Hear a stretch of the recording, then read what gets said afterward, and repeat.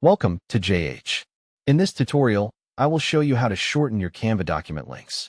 If you have ever needed to send a Canva design to a colleague but felt the link was too long and cumbersome, you are in the right place. Using a streamlined link makes sharing much simpler, particularly when sending emails or adding links to a presentation. It also provides a much cleaner and more professional look.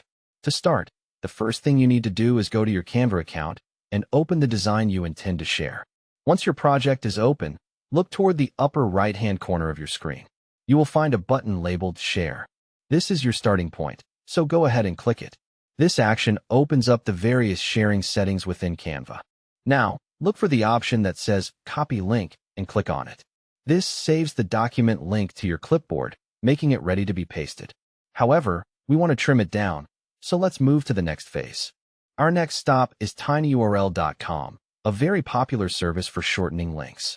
Open your web browser and go to tinyurl.com. This site is very straightforward and easy to navigate.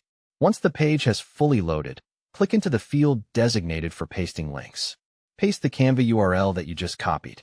With the link now in the box, the next step is to click the Shorten URL button. This tool transforms your long, bulky link into a neat and short URL. Within a few moments, your improved link will appear, and you can copy it. Feel free to save it or write it down.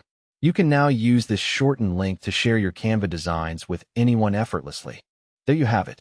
By following these simple instructions, you have successfully shortened your Canva link using tinyurl.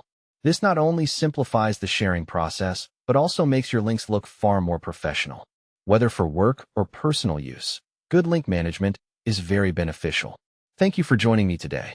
I hope you found this guide helpful. Please leave a comment below if you have any questions or need more help. Don't forget to like and subscribe for more useful tips to improve your digital workflow.